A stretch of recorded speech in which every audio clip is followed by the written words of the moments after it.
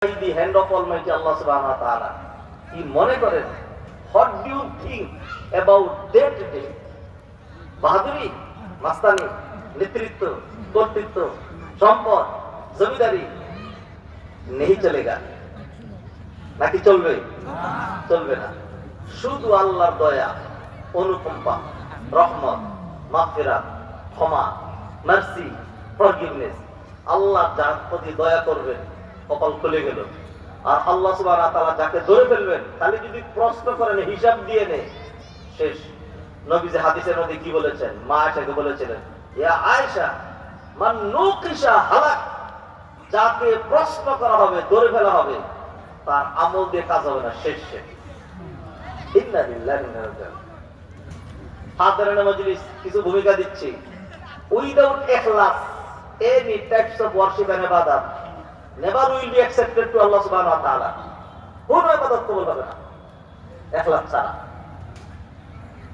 সালাতের কথা বলেন, সিয়ামের কথা বলেন, হজ যাকাতের কথা বলেন, ওয়াজ মাহফিলের কথা বলেন, দান সাদাকার কথা বলেন, সকল ইবাদত কবুল হওয়ার জন্য মৌলিক শর্ত জিজ্ঞাসা করলে অনেকে বলতেই পারবেন না।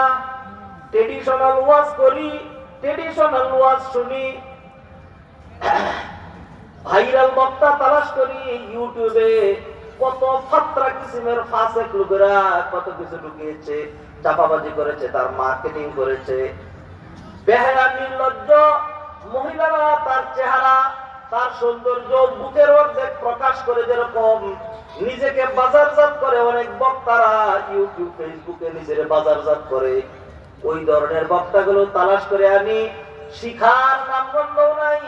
কতটুকু জমাইলো, কত মাহফিল গরম হলো, স্লোগান দিল, সত্য কথা বললো, সরকারকে বাদ দিল, দেখাই দিল আমি জিহাদি। ওইটাই আপনারা চান? যে সকল বক্তারা বড় ধরনের ডিমান্ড করে তারা আপনাদের পছন্দ। যারা আগে বুকিং দিতে হয়, স্টেজে ওঠার আগে টাকা দিতে হয়, তাদেরকে আপনারা আনেন। নিজেও শিখার চিন্তা নাই, জানার চিন্তা নাই। আর যারা বাজারি করে, দিন ধর্ম ব্যবসা করে, মানুষকে শিখানোর চিন্তা তাদেরও নাই। আল্লাহর কাছে ক্ষমা চাই, এতগুলো মানুষকে সাক্ষী রেখে বলছি, ওয়াজটাকে ব্যবসা বানাই নাই, বানাইতে চাই না। আর ব্যবসা করার মতো পুঁজি আল্লাহ আমাকে দেন নাই। কণ্ঠ লাগে, চেহারা লাগে, আলাদা কিছু স্টাইল লাগে, ওরকম আমার কিছুই নাই।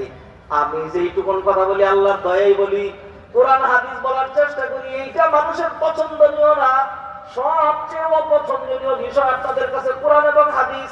আপনি মানেন অথবা নাই মানেন, সাফাবাজি, গলা, গল্প, উদ্ভট কথাবার্তা, দলিলবিহীন, উইদাউট এভিডেন্স, স্বপ্নের কথা, সেইগুলো শুনে আপনারা চিল্লায় ওঠেন, স্লোগান দেন, এই করেন সেই করেন।